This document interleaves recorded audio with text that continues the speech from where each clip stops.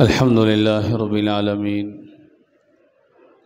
والصلاة والسلام على سيد الأنبياء والمرسلين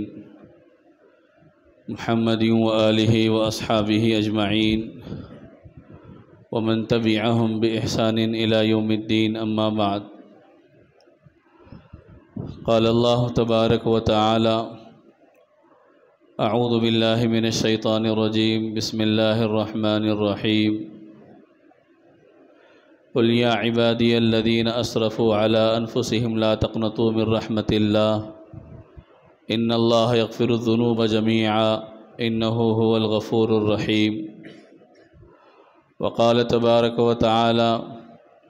يا أيها الذين آمنوا اتقوا الله ولتنظر نفس ما قدمت لغد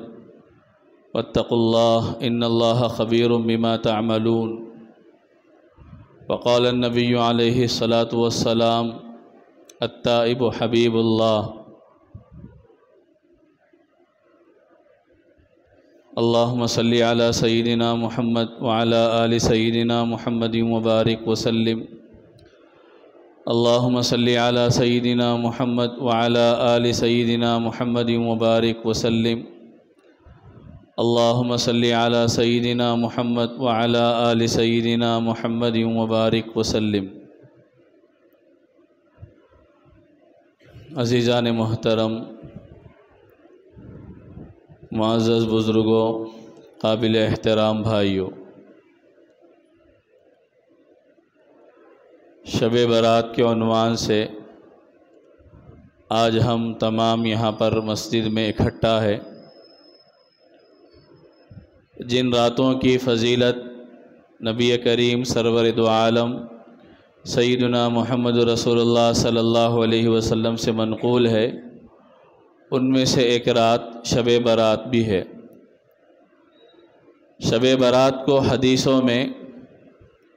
اور کتابوں میں لیلۃ البراء کہا جاتا ہے. ہم لوگ اس کو شب برات کہتے ہیں. عربی نام اس کا لیلۃ البراء ہے، یعنی چھٹکارے کی رات. اللہ تبارک و تعالیٰ اس رات میں انسانوں کو جہنم سے چھٹکارا دلاتا ہے. معافی کے اللہ تبارک و تعالیٰ کے اس رات میں فیصلے ہوتے ہیں. بخشش کے اس رات میں اللہ تبارک و تعالیٰ فیصلے فرماتا ہے. تو اسی وجہ سے اس رات کو عربی میں بہت سے ناموں سے ذکر کیا جاتا ہے. جیسے لیلۃ البراء ایک نام ہے، لیلۃ السق ایک نام ہے، لیلۃ النجاء ایک نام ہے. تو یہ سارے نام شب برات کے ہیں. اور آپ حضرات کو جنہوں نے گزشتہ شب برات میں شرکت کی تھی ان کو معلوم ہوگا کہ ہم نے تمام احادیث ذکر کیے تھے اور محدثین کے اقوال کو بھی بیان کیا تھا کہ جنہوں نے شب برات کی فضیلت کو، عظمت کو ذکر کیا ہے کتابوں کے اندر. کیونکہ بعض لوگ یہ سمجھتے ہیں کہ شب برات کی فضیلت نہیں ہے، تو اس وجہ سے ہم لوگوں کو اس بات کو ذہن میں رکھنا چاہیے کہ شب برات وہ رات ہے کہ جس کی فضیلت کو نبی کریم صلی اللہ علیہ وسلم نے بیان کیا، اور کئی صحابہ کرام سے اس رات کی فضیلت، عظمت منقول ہے. اور اس دنیا کے بڑے بڑے محدثین جنہوں نے حدیثوں کو نقل کیا ہے، انہوں نے خود اس بات کا اقرار کیا ہے، اظہار کیا ہے کہ شب برات کی فضیلت کو جھٹلایا نہیں جا سکتا، رد نہیں کیا جا سکتا. اس کی فضیلت کو ماننا پڑے گا، اور اس رات میں انسان اپنی بساط اور بشاست کے مطابق عبادت کرنے والا بنے تو اللہ تبارک و تعالیٰ بخشش کا اور معافی کا اس کے حق میں فیصلہ فرمائیں گا. اللہ تبارک و تعالیٰ انسانوں پر رحم و کرم کا معاملہ فرماتے ہیں، اور رمضان کے آنے سے پہلے شعبان کے مہینے میں شب برات کا ہونا اللہ والوں نے نقل کیا ہے کہ یہ گویا کہ رمضان کے آنے کی تمہید ہے، رمضان کے آنے کا آغاز ہے. اور رمضان کے آنے سے پہلے اللہ تبارک و تعالیٰ لوگوں کا ماحول اور مزاج بدلنا چاہتا ہے شب برات ہی سے. ہمارے نبی رحمت دو عالم سیدنا محمد رسول اللہ صلی اللہ علیہ وسلم تو رمضان کو پانے کے لیے رجب سے دعائیں کرتے تھے، اور رجب اور شعبان کو سلامتی کے ساتھ گزار لینے اور رمضان کو پا لینے کی نبی کریم صلی اللہ علیہ وسلم دعا فرماتے. اور جیسے ہی شب برات کا مرحلہ گزر جاتا ہے تو آپ حضرات جانتے ہیں کہ ہمارے درمیان خود یہ بات عام ہے کہ اب یہاں سے رمضان کی آمد شروع،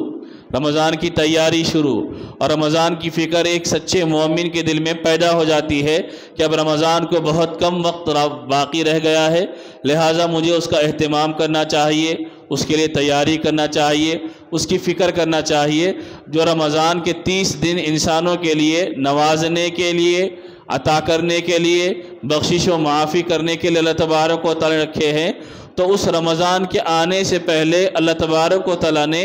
شعبان کا مہینہ رکھا کہ جس مہینے کا اہتمام نبی کریم صلی اللہ علیہ وسلم بہت زیادہ فرمایا کرتے تھے۔ حدیثوں میں ہے رمضان کے علاوہ کثرت سے روزے جس مہینے میں نبی رکھا کرتے تھے وہ شعبان کے مہینے میں روزے رکھا کرتے تھے۔ بعض روایتوں میں یہ بھی ہے کہ شعبان کے ابتدائی دنوں میں روزوں کا اہتمام کرتے، ابتدائی 15 دنوں کے اندر، اور آخر کے عشرے میں روزے نہیں رکھتے تاکہ کسی آدمی کو یہ نہ ہو کہ جو مسلسل روزے رکھنے کے نتیجے میں رمضان کے روزوں پر اثر نہ پڑ جائے۔ تو اس لیے نبی کریم صلی اللہ علیہ وسلم سے دونوں طریقے منقول ہے، ایک تو شعبان میں کثرت سے روزوں کا اہتمام تاکہ رمضان کی تیاری، اور شعبان کے آخر میں تھوڑا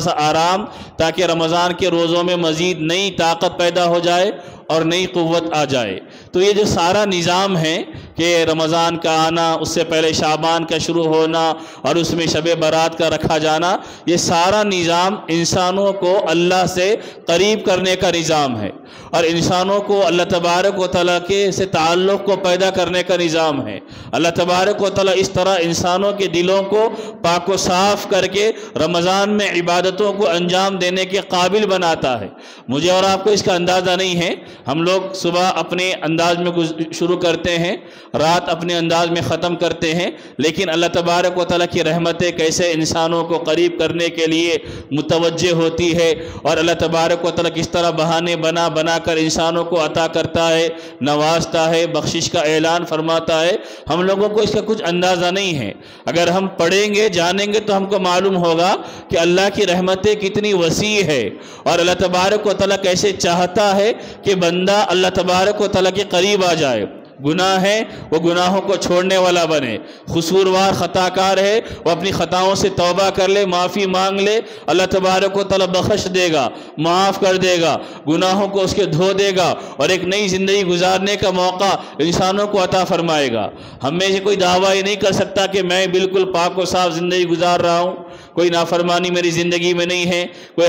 احکام کی خلاف ورزی نہیں کر رہا ہوں۔ صبح سے شام تک کتنے ہم لوگ اللہ کے احکامات کی خلاف ورزی کر کے جیتے ہیں، اللہ کے احکام کو توڑ کر جیتے ہیں، لیکن اس کے باوجود بھی اللہ تبارک و تعالیٰ کا انعام، اس کا احسان، اس کا کرم ہے کہ وہ پروردگار بہترین زندگی ہم کو عطا فرمایا ہے۔ ہم صبح اٹھے، اللہ تبارک و تعالیٰ کھانے کے لیے بہترین ناشتوں کا انتظام ہمارے لیے کر رہا، جبکہ ہم نے فجر کی نماز نہیں پڑھی۔ وہ اللہ چاہتا تو ہمارا کھانا بند کر دیتا، وہ اللہ چاہتا تو ہمارے کپڑے بند کر دیتا، وہ اللہ تبارک و تعالیٰ چاہتا تو یہ عالم کے نظام کو ہمارے لیے اور سخت اور تنگ کر دیتا، لیکن اللہ کو چھوڑ کر سوئے تھے تب بھی اللہ تبارک و تعالیٰ میٹھی نیند سلا رہا ہے اور صبح میں اٹھا رہا ہے۔ کتنے لوگ وہ ہیں جو رات کو سوتے ہیں تو ان کا اگر مقررہ وقت آ گیا تو وہ نیند ان کی آخری نیند ہوتی ہے، اس کے بعد بیدار ہونے کا، اٹھنے کا اور سو کر جاگنے کا ان کو موقع نہیں ملتا۔ لیکن جب بندہ اٹھتا ہے نیند میں سے اور نیند پوری کر کر وہ دعا پڑھتا ہے الحمدللہ الذی احیانا بعدما اماتنا والیہ النشور، کہ تمام تعریفیں اس اللہ کے لیے ہے کہ جس نے مجھے مرنے کے بعد دوبارہ زندہ کیا، اور ایک وقت وہ آئے گا کہ ہم تمام اسی کی طرف لوٹ کر جائیں گے۔ نیند چونکہ موت ایک کا ایک حصہ ہے، چونکہ موت نیند میں بھی آ سکتی ہے، اور قرآن کریم میں ذکر کیا گیا ہے سورہ سجدہ میں کہ اللہ تبارک و تعالیٰ فرمایا کہ بعض لوگوں کو ہم سلاتے ہیں تو کسی کو جگاتے ہیں اور کسی کو ہمیشہ کے لیے سلا دیتے ہیں۔ تو یہ اللہ تبارک و تعالیٰ کا نظام ہے کہ اللہ تبارک و تعالیٰ نے اس طرح کے حالات لا کر، اس طرح کے مواقع رکھ کر انسانوں کو اس طرف دعوت دی ہے کہ تم میری رحمت کی طرف آنے والے بنو، تم غور و فکر کرنے والے بنو کہ تم کو پیدا کرنے والا رب کتنا کریم ہے، کتنا مہربان ہے، تمہاری غلطیوں پر کتنا نظر انداز کر کے تم کو گناہوں سے معاف کرنے کے لیے تیار ہے۔ امام فخر الدین رازی رحمۃ اللہ علیہ بہت بڑے مفسر گزرے ہیں، انہوں نے تفسیر کے اندر ایک واقعہ لکھا ہے کہ قیامت کے دن اللہ تبارک و تعالیٰ کہے گا کہ فلاں بندے کو میرے سامنے پیش کرو، فرشتے جائیں گے اور اس سے کہیں گے کہ چلو تمہاری اللہ کے سامنے پیشی ہوگی، اللہ کے سامنے تمہیں حاضر کیا جائے گا۔ وہ کہے گا کہ مجھے اللہ کے سامنے لے جا کر کیا کرو گے؟ میرا تو خسارہ ہی خسارہ ہے، گھاٹا ہی گھاٹا ہے، میں نے زندگی میں کوئی عمل کیا ہی نہیں ہے، مجھے معلوم ہے کہ میرا انجام کیا ہونے والا ہے۔ فرشتے اس کو لے جائیں گے، اللہ تبارک و تعالیٰ کے سامنے پیش کریں گے۔ اللہ تبارک و تعالیٰ کہے گا کہ ہم نے تمہیں بخش دیا ہے اور ایک نیکی کی وجہ سے ہم نے تمہیں معاف کر دیا۔ وہ حیرت سے کہے گا کہ اے پروردگار، آخر میری وہ کون سی نیکی ہے کہ جس کی بنیاد پر آپ نے مجھے معاف کر دیا ہے؟ چونکہ میں جانتا ہوں میں نے زندگی پوری گناہوں کی گزاری، نافرمانی کی گزاری، آپ کے حکم کو چھوڑ کر گزارا ہے۔ تو اس وقت اللہ تبارک و تعالیٰ فرمائیں گا کہ ایک مرتبہ رات میں جب تم سوئے ہوئے تھے، کروٹ بدلتے ہوئے تمہاری زبان سے اللہ کا لفظ نکلا، اور وہ لفظ ہم کو اتنا پسند آیا کہ بس اس ایک لفظ کے بہانے ہم تمہاری مغفرت کا فیصلہ فرماتے ہیں۔ یہ ہمارے کریم پروردگار کا رحم کا معاملہ ہے، معافی کا معاملہ ہے، بخشش کا معاملہ ہے کہ اس طرح اللہ تبارک و تعالیٰ انسانوں کے گناہوں کو معاف کرتا ہے، بخش دیتا ہے۔ صحیح حدیثوں میں نبی کریم صلی اللہ علیہ وسلم نے فرمایا کہ اللہ تبارک و تعالیٰ ایسے بڑے بڑے گناہ کرنے والوں کو جب وہ اپنے گناہوں پہ تائب ہوں گے، ندامت کا اظہار کریں گے، شرمندگی کا اظہار کریں گے، اور وہ دل سے اقرار کریں گے کہ اللہ کے علاوہ کوئی معاف کرنے والا نہیں ہے، تو اللہ تبارک و تعالیٰ ان کو معاف کرے گا۔ وہ اللہ کے سامنے حاضر ہو کر اقرار کرے۔ قرآن کریم میں یہی تو ذکر کیا گیا، قُلْ يَا عِبَادِيَ الَّذِينَ أَسْرَفُوا عَلَىٰ أَنفُسِهِمْ لَا تَقْنَطُوا مِن رَحْمَةِ اللَّهِ إِنَّ اللَّهَ يَغْفِرُ الذُّنُوبَ جَمِيعًا إِنَّ اللَّهَ هُوَ الْغَفُورُ الرَّحِيمُ۔ کہ نبی آپ میرے ان بندوں سے کہہ دیجئے کہ جنہوں نے گناہ کر کے اپنے آپ پہ ظلم کیا ہے وہ اللہ کی رحمت سے مایوس نہ ہو، اللہ سارے گناہوں کو بخشنے والا ہے، اللہ تمام خطاؤں کو معاف کرنے والا ہے۔ قرآن کریم میں اللہ تبارک و تعالیٰ نے اپنی اس صفت کو بھی ذکر کیا ہے کہ بندو میں تمہیں معاف کرنے والا ہوں۔ اللہ کے نبی صلی اللہ علیہ وسلم نے فرمایا کہ اللہ تبارک و تعالیٰ فرماتا ہے اگر بندے گناہ کرتے کرتے آسمان کی چھت تک لے کے چلے جائے گناہ کو، اور وہ ایک مرتبہ اللہ تبارک و تعالیٰ سے معافی مانگ لے تو اتنے گناہ زمین سے لے کر آسمان تک ہوں گے، اللہ تبارک و تعالیٰ معاف فرما دے گا۔ تو میں اور آپ تمام مسلمان اس بات کے مستحق ہے کہ اللہ سے معافی مانگے، اللہ تبارک و تعالیٰ کی طرف رجوع کرنے والے بنے، اور یہ جو مواقع اللہ تبارک و تعالیٰ دیتا ہے، یہ جو راتیں اللہ تبارک و تعالیٰ عطا فرماتا ہے، ان راتوں میں صحیح معنی میں اپنے تعلق کو اللہ سے جوڑنے والا بنے۔ ہمارا تعلق اللہ سے جڑے گا تو دنیا کا سارا نظام درست ہوگا، اور سب سے پہلے ہماری زندگی کا نظام درست ہوگا، ہمارے معاملات حل ہوں گے، ہماری مشکلات دور ہوں گی۔ ہم نے اللہ کو چھوڑ دیا، اللہ تبارک و تعالیٰ کی تعلیمات کو ترک کر دیا، اس کا نتیجہ یہ ہے کہ ہماری زندگی میں بھی بگاڑ ہے، ہمارے معاشرے میں بھی بگاڑ ہے، اور عالم میں بگاڑ ہے۔ قرآن کریم میں اللہ نے صاف فرمایا ما اصابکم من مصیبت فبما کسبت ایدیکم ویعفو عن کثیر، کہ تم کو جو مصیبت پہنچتی ہے وہ تمہارے کرتوتوں کی وجہ سے پہنچتی ہے۔ بہت سے گناہ وہ ہے کہ جن کو ہم معاف کر دیتے ہیں، نظر انداز کر دیتے ہیں، ہم ہر انسان کی ہر غلطی پر مواخذہ نہیں کرتے۔ اگر اللہ تبارک و تعالیٰ انسان کی ہر غلطی پر مواخذہ کرنا شروع کر دے، پکڑ کرنا شروع کر دے، اور ہر غلطی پر، ہر اٹھنے والے قدم پر اللہ تبارک و تعالیٰ انسانوں کو پکڑنا شروع کر دے، تو میرے بزرگوں، میرے بھائیوں، دنیا میں ہم جی نہیں سکتے، کیونکہ ہمارا ہر اٹھنے والا قدم کتنا اللہ کے راستے کی طرف جاتا ہے اور کتنا شیطان کے راستے کی طرف جاتا ہے، کتنا نبی کی اطاعت میں جاتا ہے اور کتنا نبی کی بغاوت میں جاتا ہے، ہم لوگ خود جانتے ہیں۔ یہ تو اللہ کا احسان ہے کہ وہ ہمارے سارے اعمال کو نظر انداز کر کے ہم کو بہترین رزق دے رہا، بہترین کھانا کھلا رہا، بہترین زندگی اللہ تبارک و تعالیٰ گزارنے کے مواقع دے رہا۔ ہم دنیا میں سوچے کتنے لوگ وہ ہیں کہ جن کو گھر نہیں ہے، وہ سڑکوں پر، وہ فٹ پاتھوں پر، وہ بس اسٹینڈوں پر، وہ ریلوے اسٹیشنوں پر اپنی راتوں کو گزار رہے ہیں۔ جن کے پاس بستر نہیں ہے وہ لوگوں کے دیے ہوئے بستروں کو استعمال کر کے اپنا بچھونا بنا رہے ہیں۔ جن کے پاس کھانے کا مستقل نظام نہیں ہے، اللہ تبارک و تعالیٰ نے ہم کو کھانے کا نظام بھی بد دیا، اور بہترین دل کے جو مزے ہیں ان سارے مزوں کو اللہ تبارک و تعالیٰ ہماری پوری کرا رہا۔ بہترین گھر اللہ نے عطا فرمائے کہ جہاں جا کر انسان راحت کی زندگی گزار گزار سکتا ہے۔ یہ نعمتوں تو ٹھیک ہے، اگر انسان صرف اس کا جائزہ لے لے کہ میرا وجود اللہ تبارک و تعالیٰ کی کتنی نعمتوں میں گھرا ہوا ہے، سر کے بال سے لے کر پیر کے ناخن تک میں اللہ تبارک و تعالیٰ کی کتنی نعمتوں کے اندر ہوں، اگر اللہ تبارک و تعالیٰ وہ نعمتیں مجھ سے چھین لے تو دنیا کی کوئی طاقت نہیں ہے کہ جو اصلی اللہ کی ان نعمتوں کو دلا دے۔ ایک آدمی کا گردہ فیل ہو جائے، کڈنی خراب ہو جائے، آپ جانتے ہیں کہ کڈنی بدلانے کے لیے کتنے مراحل سے انسان کو گزرنا پڑتا ہے،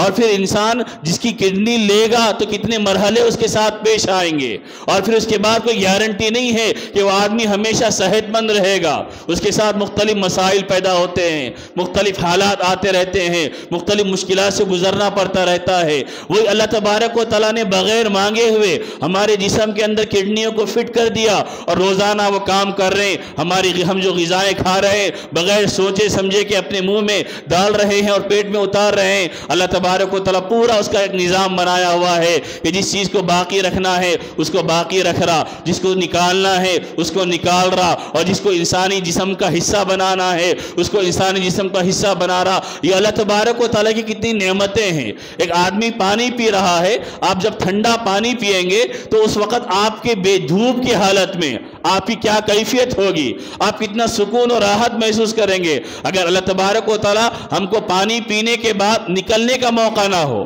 آدمی کی ضرورت بند ہو جائے تو پھر کتنی مصیبت اس کے لیے پیش آ جاتی ہے، کتنے حالات سے اس کو دوچار ہونا پڑتا ہے، کتنی تکلیفوں سے اس کو گزرنا پڑتا ہے۔ یہ اللہ تبارک و تعالیٰ کا احسان۔ یہ آدمی ان نعمتوں کو غور و فکر کرے گا تو پھر اس کو معلوم ہوگا کہ میرا پروردگار کتنا کریم ہے، اس نے مجھ سے زیادہ بڑے بڑے مطالبے نہیں کیے، وہ بڑے بڑے تقاضے نہیں ہیں، بس معمولی تقاضے ہیں کہ میں روزانہ 5 وقت کی نمازوں کا اہتمام کرنے والا بنوں، جہاں ضرورت پیش آ جائے نماز کی میں نماز ادا کر لوں، اللہ خوش ہو جائے گا، اللہ تبارک و تعالیٰ خوش ہو جائے گا اور انسانوں کی ضرورتوں کو پوری کرتے رہے گا۔ آدمی سوچے گا نہیں، لیکن اللہ کے نبی نے فرمایا کہ تم نمازوں کا اہتمام کرنے والے بنو، اللہ تبارک و تعالیٰ تمہاری ضرورتوں کو پورا کرے گا۔ تو یہ راتیں آ کر ہم کو یہ احساس دلاتی ہے کہ تم اللہ سے دور تھے، اب اللہ کے قریب آنے والے بن جاؤ، تم نافرمانی کی زندگی گزار رہے تھے، فرمانبرداری کے راستے پہ چلنے والے بنو،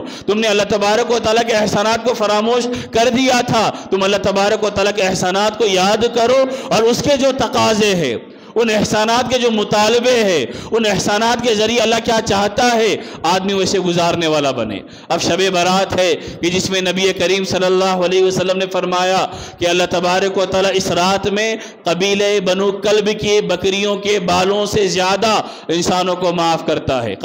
قبیلہ بنو کلب یہ عرب کے اندر سب سے زیادہ بکریوں کو پالنے والا قبیلہ تھا۔ بکریاں زیادہ ہوں گی تو ظاہر سی بات ہے ان بکریوں کے بال بھی زیادہ ہوں گے، تو جتنے زیادہ بال ہوں گے ان بالوں کو شمار کرنا،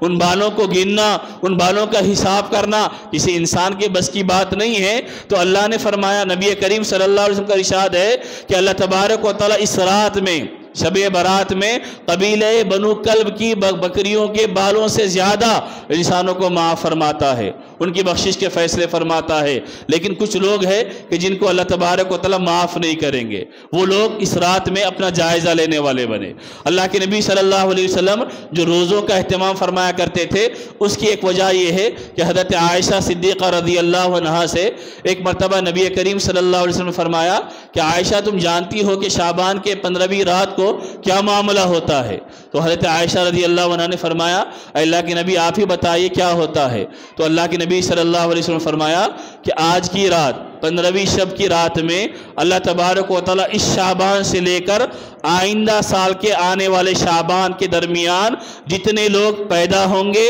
ان کے نام لکھ دیتا ہے، اور جتنے لوگ مرنے والے ہیں ان کے نام بھی لکھ دیے جاتے ہیں، اور جن کو رزق کتنا ملے گا کتنا نہیں ملے گا وہ بھی فیصلے اللہ تبارک و تعالیٰ اس رات میں فرماتا ہے۔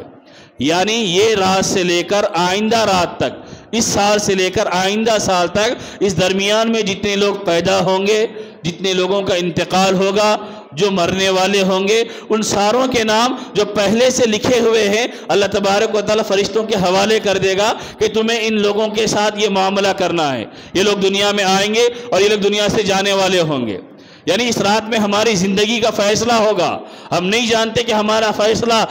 ہمارا نام کن لوگوں میں لکھا جائے گا. حدیث میں اللہ کے نبی صلی اللہ علیہ وسلم فرمایا کہ بعض اوقات آدمی شادی کرتا ہے, اس کے بچے ہونے والے ہوتے ہیں, لیکن اس کے لیے موت کا فیصلہ لکھ دیا جاتا ہے کہ یہ مرنے والا ہے.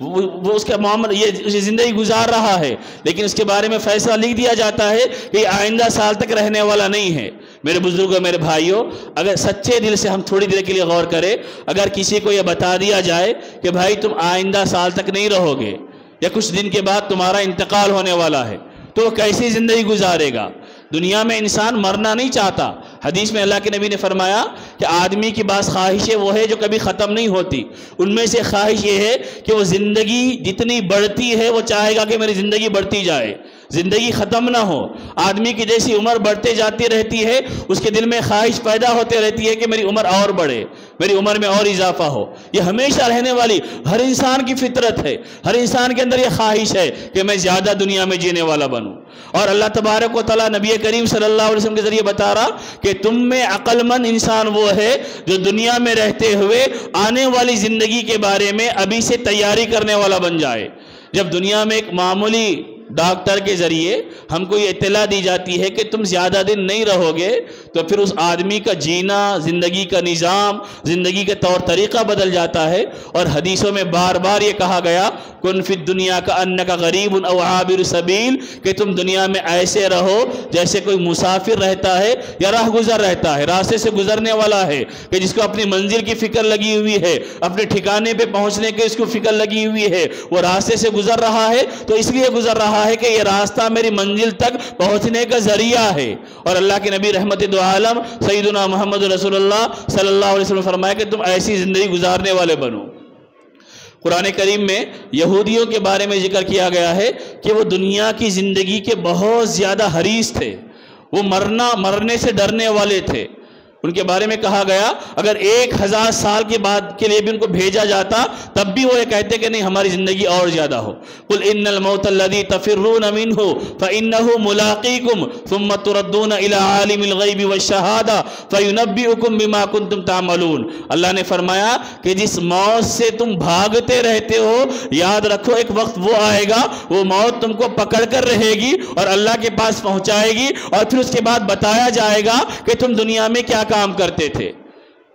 اینما تکونوا یدرککم الموت ولو کنتم فی بروج مشیدہ. ایک جگہ اللہ نے فرمایا اگر تم موت سے بچنے کے لیے بند قلعوں میں جا کر بھی اپنے آپ کو ٹھہرا لو تاکہ وہاں تک موت نہ پہنچے, تب بھی اللہ تبارک و تعالیٰ نے اگر وہاں پر تمہاری زندگی کا فیصلہ کر دیا ہے تو وہاں موت آ کر رہے گی. تو یہ رات وہ ہے کہ جس کے بارے میں نبی کریم صلی اللہ علیہ وسلم نے فرمایا کہ آج کی رات میں اللہ تبارک و تعالیٰ انسانوں کی زندگی کے فیصلے فرماتا ہے کہ وہ کتنے سال جیے گا اور کتنے سال رہنے والا ہے, اور اس دنیا میں کون کون پیدا ہونے والے ہیں اور کون کون آنے والے ہیں. ایسی صورتحال میں ایک انسان کے لیے سب سے زیادہ فکر کرنا, سب سے زیادہ اپنی زندگی کا جائزہ لینا اور سب سے زیادہ اپنے حالات پہ غور و فکر کرنا اس کی ذمہ داری بنتی ہے کہ وہ یہ زندگی کے بارے میں اور جس کے بارے میں نبی کریم صلی اللہ علیہ وسلم نے بار بار آگاہ کیا, سمجھایا, متنبہ کیا, آدمی اس کی فکر کرنے والا بنے, اس کے لیے تیاری کرنے والا بنے.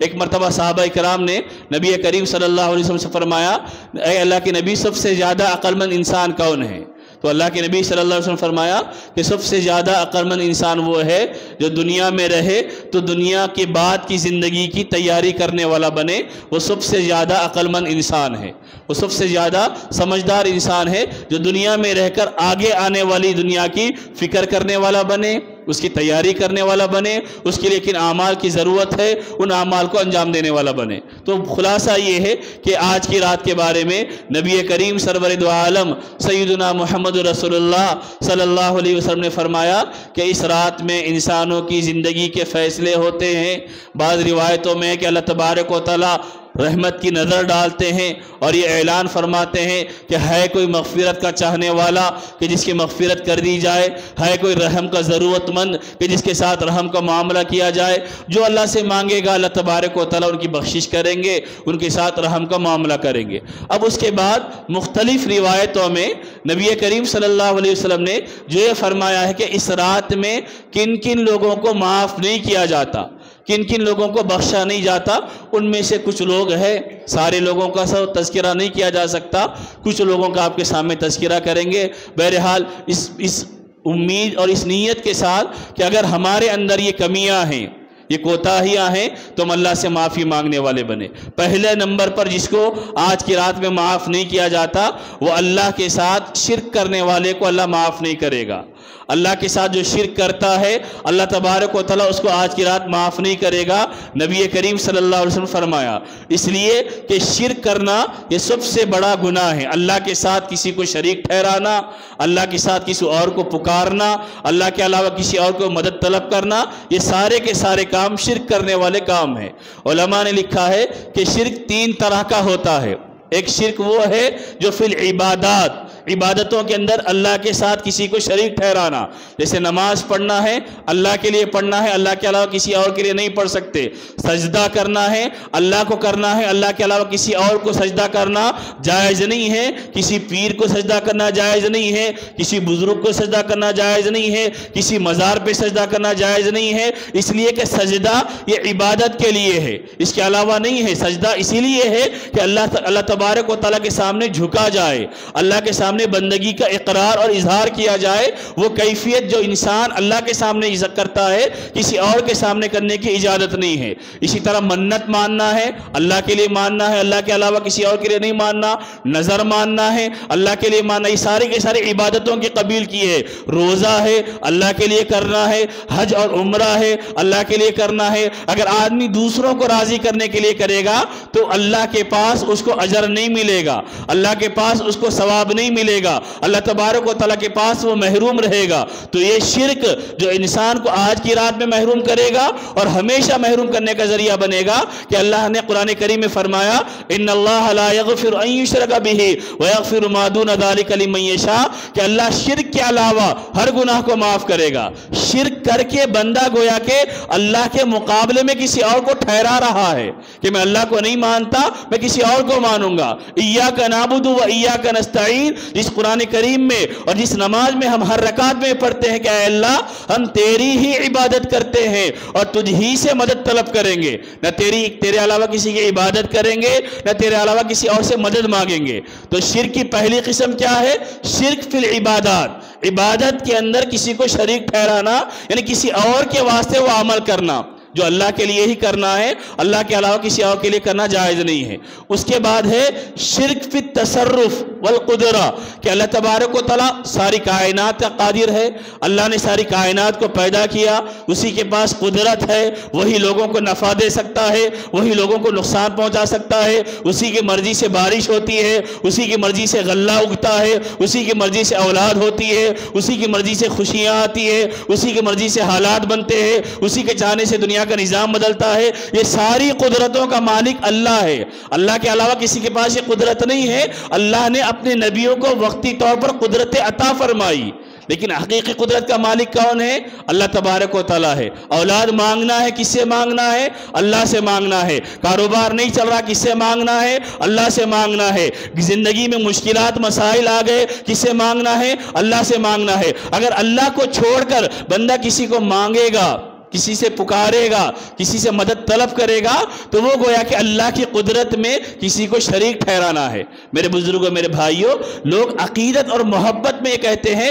کہ تم بزرگوں کو پکارو کچھ نہیں ہوگا۔ پیران پیر رحمت اللہ علیہ ولیوں کے سردار، ولیوں کے امام ہے، ولیوں کے تاجدار ہے، لیکن کبھی انہوں نے یہ دعوت نہیں دی کہ تم مجھ سے مدد مانگو، وہ بھی اللہ کی طرف جوڑنے والے۔ حضرت علی ایک مرتضیٰ رضی اللہ تعالیٰ عنہ جو حضرت نبی کریم صلی اللہ علیہ وسلم کے خلیفہ ہے، رشتہ دار ہے، وہ اللہ کی طرف جوڑنے والے تھے۔ انہوں نے یہ نہیں کہا کہ میرا نام لے کر تم مدد مانگنے والے بنو، مجھ سے مدد طلب کرنے والے بنو۔ ان سارے لوگوں نے انسانوں کو اللہ کی طرف جوڑا ہے۔ ہمارا عقیدہ کمزور، ہمارا نظریہ کمزور، تو جس کی وجہ سے ہم یہ سمجھتے ہیں کہ بھائی حالات خراب ہو گئے، لہذا فلاں جگہ جا کر آؤ، وہاں سے تعویذ وغیرہ لا لو، ہمارے حالات درست ہو جائیں گے۔ ہم یہ نہیں سوچتے کہ میں نے اللہ سے اپنے تعلق کو مضبوط نہیں کیا۔ جس نے مجھے پیدا کیا، جو میری ضرورتوں کو پوری کرنے والا ہے، سارے اولیاء اس کے بندے ہیں، سارے انبیاء اس کے بندے ہیں، سارے مالدار اس کے بندے ہیں، ساری دنیا کے انسان اس کے بندے ہیں، وہی انسانوں کو دینے والا ہے۔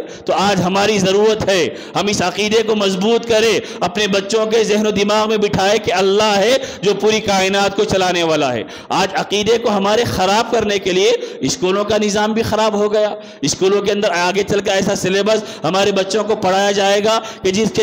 کے نتیجے میں بچوں کا ذہن بنے گا کہ آپ جس مورتی کے سامنے چاہو ہاتھ اٹھا لو، مانگ لو، تمہیں کچھ ہونے والا نہیں ہے۔ وہ سازشیں کر رہے، وہ منصوبے کر رہے۔ ایسے دور میں ایمان والوں کی ذمہ داری ہے وہ خود بھی اللہ پر یقین کامل رکھنے والے۔ قرآن کریم کی کتنی آیتوں میں نہیں ہے کہ جس میں نبی سے کہلوایا گیا قُلْ لَا أَمْلِكُ لِنَفْسِي نَفْعًا وَلَا ضَرًّا، کہ نبی سے کہا گیا کہ آپ کہہ دیجئے کہ میں اپنی ذات کے لیے نفع اور نقصان کا مالک نہیں ہوں، اللہ جو چاہتا ہے وہ کائنات میں، وہ دنیا میں ہوتا ہے۔ تو آج کی رات جس کو معاف نہیں کیا جاتا، پہلے نمبر پر وہ ہے جو اللہ کے ساتھ شرک کرنے والے ہوں گے۔ ایمان والے ہیں، کلمہ پڑھ رہے، نمازیں پڑھ رہے، لیکن مشکل آ گئی، اللہ کو پکارنے کے بجائے کسی اور کو پکار رہے، اللہ کی طرف نظر جانے کے بجائے کسی اور کی طرف نظر جا رہے۔ تو اس کا مطلب یہ ہے کہ عقیدہ ہمارا کمزور ہے، توحید میں ہماری کمزوری ہے۔ جیسا مضبوط ایمان ہونا چاہیے، جیسا مضبوط یقین ہونا چاہیے، ویسا مضبوط یقین نہیں ہے۔ کتنے مشکل مرحلوں میں اللہ کے نبی صلی اللہ علیہ وسلم نے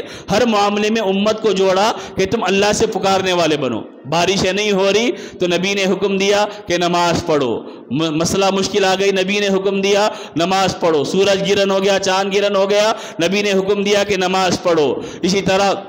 اور سارے مسائل آگے، آدمی کو کوئی مسئلہ حل نہیں ہو رہا، استخارہ کرو۔ ہر معاملے میں نبی نے امت کو اور انسانوں کو یہ حکم دیا کہ تم نماز کا اہتمام کرنے والے بنو، اللہ سے لینے والے بنو۔ جب اتنی ساری تعلیمات ہے تو وہ امت اور اس امت کے لوگ اللہ کو چھوڑ کر غیر اللہ کو پکاریں گے تو میرے بزرگوں، میرے بھائیوں، حالات ہمارے کیسے درست ہوں گے؟ ہمارا ایمان اللہ پر نہیں ہے، ہمارا یقین اللہ پر نہیں ہے، اللہ فیصلے بہتر کرنے والا ہے، ہمارا یقین نہیں ہے، تو پھر ہمارے حالات درست کیسے ہوں گے؟ تو اس کو ہمیں درست کرنا چاہیے اور ہمارا یقین اعتماد ہو کہ ہر حال میں اللہ جو چاہے گا وہ ہوگا۔ اللہ کے علاوہ کچھ نہیں ہوتا، اللہ خیر بھی دینے والا ہے، اللہ ہی کی طرف سے آتا ہے شر، لیکن ہمارے کرتوت ہوتے ہیں اور ہمارے اعمال ہوتے ہیں۔ دوسرے نمبر پر جس میں آج کی رات اللہ تبارک و تعالیٰ معاف نہیں کرے گا، وہ والدین کے نافرمانوں کو معاف نہیں کرے گا۔ یہ بڑا موضوع ہے، لمبا موضوع ہے اور بڑی اہمیت کا حامل موضوع ہے کہ آج کی رات اللہ تبارک و تعالیٰ جو ماں باپ کو ستانے والے ہوں گے، ماں باپ کو ایذا دینے والے ہوں گے، ان کو اللہ معاف نہیں کرے گا۔ ماں باپ اس دنیا میں اللہ اور نبی کے بعد سب سے بڑی نعمت اور سب سے بڑی دولت ہے۔ اللہ تبارک و تعالیٰ نے قرآن کریم میں اپنی عبادت کے بعد جو حکم دیا ہے وہ یہ دیا کہ تم ماں باپ کے ساتھ اچھا سلوک کرنے والے بنو، بھلائی کا معاملہ کرنے والے بنو۔ قرآن میں یہاں تک کہا گیا اگر کسی کے ماں باپ کافر ہے تب بھی ان کے ساتھ جو دنیا کا حق ادا کرنا ہے وہ حق برابر ادا کیا جائے، ان کے ساتھ زیادتی نہ کی جائے۔ اللہ کے نبی صلی اللہ علیہ وسلم نے اتنی فضیلتیں اور اتنی اہمیتیں بیان کی ہے کہ قرآن کریم میں خود اللہ نے فرمایا وَقَضَىٰ رَبُّكَ أَلَّا تَعْبُدُوا إِلَّا إِيَّاهُ وَبِالْوَالِدَيْنِ إِحْسَانًا إِمَّا يَبْلُغَنَّ عِندَكَ الْكِبَرَ أَحَدُهُمَا أَوْ كِلَاهُمَا فَلَا تَقُل لَّهُمَا أُفٍّ وَلَا تَنْهَرْهُمَا وَقُل لَّهُمَا قَوْلًا كَرِيمًا وَاخْفِضْ لَهُمَا جَنَاحَ الذُّلِّ مِنَ الرَّحْمَةِ وَقُل رَّبِّ ارْحَمْهُمَا كَمَا رَبَّيَانِي صَغِيرًا۔ اللہ نے فرمایا کہ اللہ نے فیصلہ کر دیا ہے کہ اللہ کے علاوہ کسی کی عبادت نہ کی جائے اور والدین کے ساتھ اچھا سلوک کیا جائے، اور والدین میں دونوں یا دونوں میں سے کوئی ایک بڑھاپے کو پہنچ جائے تو تم ان کے ساتھ اچھا سلوک کرو، ان کے سامنے اف تک مت کہو، اطاعت کے لیے، فرما برداری کے لیے اپنے آپ کو جھکا دو، اور تم اتنی پوری زندگی ان کی خدمت کرنے کے باوجود بھی ان کا حق ادا نہیں کر سکتے، اس لیے اللہ سے کہتے رہو رب ارحمہما کما ربیانی صغیرا، کہ اے اللہ جیسا انہوں نے بچپن میں میری پرورش کی تھی آپ ان کے ساتھ اچھائی کا معاملہ کیجئے۔ میں ان کا حق ادا نہیں کر سکتا کہ جیسے جس حال میں انہوں نے مجھے پالا، جس حال میں انہوں نے مجھے پروان چڑھایا، میں ان کا حق ادا نہیں کر سکتا، بس آپ ان کے ساتھ اچھا معاملہ کر دیجئے۔ رب ارحمہما، ان پر رحم کیجئے جیسا ان دونوں نے میرے ساتھ بچپن میں رحم کیا تھا۔ میں بول نہیں سکتا تھا، میں روتا تھا، بھوک لگی تو میری ماں سمجھ جاتی، مجھے بخار آ جاتا میرا باپ سمجھ جاتا، وہ راتوں کی نیند اڑ جاتی اور وہ لے کر ہمیں ٹہلتے اور ہم ان کی راتوں کی ساری رات اسی طرح آنکھیں کاٹتے ہوئے گزر جاتی، لیکن وہ اپنے بچے کو سکون پہنچانے کے لیے، اپنے بچے کو راحت پہنچانے کے لیے، اپنے بچے کی تکلیف دور کرنے کے لیے وہ ماں باپ اپنی سارے جتن کر دیتے، ساری قربانیاں دے دیتے۔ اس لیے اللہ نے فرمایا کہ تم پوری خدمت کر کے بھی ان کا حق ادا نہیں کر سکتے، یہ کہا کرو رب ارحمہما، اے اللہ اے پروردگار ان دونوں پر رحم کر، کما ربیانی صغیرا، جیسا ان دونوں نے بچپن میں مجھ پر رحم کیا تھا۔ اگر وہ میرے رونے کو اور میرے آہ کرنے کو نہیں سنتے اور وہ اپنی میٹھی نیند سوتے رہتے تو میں روتے روتے مر جاتا، میرا کوئی پرسان حال نہیں ہوتا۔ میرے درد کو، میری تکلیف کو، میری پریشانی کو سمجھنے والا اس کائنات میں کوئی اور نہیں تھا، وہ اللہ تبارک و تعالیٰ نے ماں باپ کو پیدا کیا جو انسانوں کی ضرورتوں کو پوری کرنے والے اور اپنی اولاد کی ضرورتوں کو پوری کرنے والے تھے۔ ایک مرتبہ ایک صحابی آئے جہاد میں جانے کے لیے، صحابہ کو لے جا رہے اللہ کے نبی جہاد میں، وہ صحابی بھی جہاد میں شریک ہونے کے لیے اللہ کے نبی کے پاس نام لکھانے کے لیے آئے۔ نبی کریم صلی اللہ علیہ وسلم فرمایا کیا تمہارے والدین یا کوئی ایک زندہ ہے؟ تو انہوں نے کہا کہ اللہ کے نبی میری بوڑھی ماں ہے اور خدمت کرنا میری ذمہ داری ہے، میں ہی ان کی خدمت کرتا ہوں۔ اللہ کے نبی نے فرمایا جا اپنی ماں کے قدموں کے نیچے جنت تلاش کر، وہاں جا اللہ کے راستے میں لڑتا رہا۔ اگر تم ماں کی خدمت کرتے رہے گا، جو صحابہ جہاد میں جا کر دشمنوں سے لڑتے رہیں گے ان کو جو ثواب ملے گا تو اپنی ماں کی خدمت کرے گا، اللہ وہ ثواب تجھ کو عطا فرمائے گا۔ میرے بزرگوں، میرے بھائیوں، اللہ کے نبی نے فرمایا باپ راضی ہے تو اللہ راضی ہوگا، باپ ناراض ہے تو اللہ ناراض رہے گا۔ باپ جنت کا دروازہ ہے بیچ کا، اگر تم جنت پہ داخل ہونا چاہتے ہو تو باپ کو راضی کر لو۔ علماء نے جو کہا ہے، آپ اکثر سنتے ہیں قرآن کریم میں جو لفظ استعمال کیا گیا کہ ماں باپ کے سامنے تم اف تک مت کہو، الف اور فے یہ دونوں ملانے کے بعد اف کا لفظ بنتا ہے۔ علماء نے کہا ہے کہ یہ سب سے آخری لفظ ہے، اگر اس سے چھوٹا لفظ بھی انسان کے منہ سے نکلنا ہوتا اللہ وہ بھی نقل کر دیتا۔ اتنا معمولی جملہ بھی تم اپنے ماں باپ کے سامنے کہنے والے مت بنو کہ ماں باپ کتنے جتن کے بعد، کتنی قربانیوں کے بعد انسان کو پروان چڑھاتے ہیں اور انسان کو ترقی دلاتے ہیں اور انسان کو قابل بناتے ہیں۔ دنیا کا واحد رشتہ ہے کہ جس میں کوئی غرض نہیں ہوتی، جس میں کوئی لالچ نہیں ہوتی، جس میں کوئی حسد نہیں ہوتا، جس میں کوئی تما نہیں ہوتی، بس ایک تمنا ہوتی ہے کہ میرا بیٹا مجھ سے آگے نکل جائے۔ دنیا کے ہر رشتے میں حسد کہیں نہ کہیں آ جائے گی، جلن کہیں نہ کہیں آ جائے گی، لیکن باپ کبھی نہیں جلے گا بیٹا ترقی کرے گا تو۔ باپ کو خوشی ہوگی کہ میرا بیٹا مجھ سے آگے نکل جائے، وہ دعائیں کرے گا، ماں دعائیں کرے گی کہ میرا بیٹا ساری دنیا میں سب سے اعلیٰ ہو، ساری دنیا میں سب سے انوکھا ہو۔ یہ وہ نعمتیں ہیں کہ جس کی ہمیں قدر نہیں ہے۔ آج ہماری نوجوان نسل جو اپنے والدین کے ساتھ بے دردی کا سلوک کر رہی ہے، باپ بوڑھا پریشان ہے، بیمار ہے، گھر میں پڑا ہوا ہے، وہ ایک باپ 10 اولادوں کے کھانے کا انتظام کرتا تھا، آج 10 اولادیں مل کر اس ایک باپ کی دواؤں کا انتظام نہیں کر رہی۔ بیٹا بولا تم دوا کا انتظام کرو، تم دوا لاؤ، تم دوا لاؤ، تم انجیکشن لاؤ، تم گولیاں لاؤ، مجھ سے نہیں ہوگا۔ وہ اپنے خرچے پورے اٹھا رہا، وہ اپنے ناز و نیام کی زندگی پوری گزار رہا، اس کے بچے اچھے کپڑے پہن رہے، اس کے بچے بہترین کھانے کھا رہے، لیکن ماں کو کھلانا ہے، باپ کو کھلانا ہے، ماں کو پہنانا ہے، باپ کو پہنانا ہے، تو ایک دوسرے پہ ذمہ داری ڈال رہے کہ نہیں تم دیکھ لو میں نہیں دیکھوں گا، میں اس رمضان کو بنا دیا کپڑے، آئندہ رمضان کو تم بنا دو۔ یہ کتنی بے غیرتی کی بات ہے، یہ کتنی جہالت کی بات ہے، یہ کتنی بے نفسی کی بات ہے کہ ماں باپ کو بانٹا جائے۔ جو ماں باپ کی تمنا ہوتی ہے کہ ہمیشہ ان کا گھر اسی طرح آباد رہے جیسا بچے بچپن میں آباد رہتے تھے، وہ گھر ہمیشہ اسی طرح ہنستا رہے، کھیلتا رہے، بچوں سے سدا آباد رہے۔ بچے جیسے ہی بڑے ہو گئے ماں باپ کے خلاف جانے والے بن گئے۔ اللہ کے نبی نے فرمایا ماں باپ کو گھورنا بھی نافرمانی ہے۔ اگر کوئی بیٹا تیز آنکھوں کے ساتھ ماں باپ کی طرف دیکھے گا وہ بھی نافرمانی میں لکھا جائے گا، ماں باپ کے سامنے دانتوں کو پیسے گا وہ بھی نافرمانی میں لکھا جائے گا۔ اللہ کے نبی نے تو فرمایا یہ تمہاری دنیا و آخرت ہے، یہ تمہاری جنت اور جہنم ہے، تم ان کے ذریعے جنت پا سکتے ہو اور ان کے ذریعے جہنم میں جانے والے بنو گے۔ اگر ان کا دل دکھ گیا اور ان کو تکلیف پہنچ گئی، اللہ کے نبی صلی اللہ علیہ وسلم نے کتنے واقعات ہیں کہ جس میں نبی کریم صلی اللہ علیہ وسلم نے امت کو اس بات کی تعلیم و تلقین فرمائی کہ تم اپنے ماں باپ کو راضی کرنے والے بنو۔ باپ بیمار ہے یا ماں بیمار ہے، ان کو چھوڑ کر جائیں گے اور کام آپ کریں گے، اللہ کے یہاں قابل قبول نہیں ہوگا۔ اگر خدمت کرنا ہے،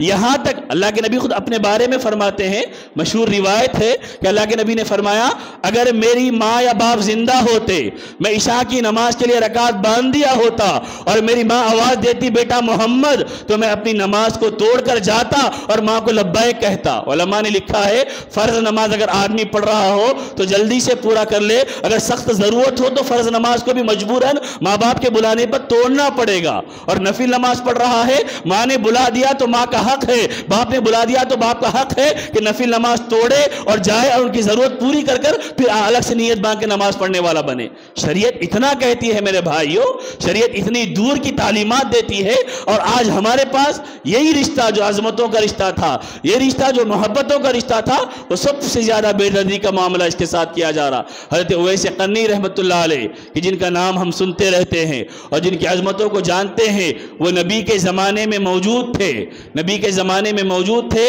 لیکن صحابی نہیں بن سکے۔ صحابہ کی فضیلت کتنی بڑی ہے، ایک صحابی پورے ولیوں سے سب سے اعلیٰ ہوتا ہے، پورے دنیا کے ولی مل جائے تو ایک صحابی کی عظمت کو نہیں پا سکتے، وہ ایک صحابی کا مقام و مرتبہ ہے۔ حضرت اویس قرنی رحمۃ اللہ علیہ نبی کے زمانے میں موجود ہے اور نبی کو پیغام بھیجا کہ اے نبی مجھے آپ کے قدموں میں آنے کی خواہش ہے، آپ کا دیدار کرنے کی تمنا ہے، لیکن میری بوڑھی ماں ہے اس کی خدمت میں کرتا ہوں، اس کو میں چھوڑ کر نہیں آ سکتا، میں کیا کروں مجھے بتائیے۔ نبی کریم صلی اللہ علیہ وسلم فرمایا اویس تم اسی جگہ رہو اور تم اپنی ماں کی خدمت کرتے رہو، اور اللہ کے نبی نے اپنے صحابہ سے فرمایا یاد رکھو قرن قبیلے کا ایک آدمی مکہ آئے گا اور جب وہ آئے اس کا نام اویس قرنی ہوگا، اگر وہ تم سے مل جائے تو تم اس سے مغفرت کی دعا کرا لینا، اس سے مغفرت کی دعا کرا لینا۔ صحابہ فرماتے ہیں حضرت عمر رضی اللہ تعالیٰ اس کے بعد ہمیشہ جب بھی حج کو قافلے آتے یمن سے تو ان قافلوں کو پکڑ پکڑ کر پوچھتے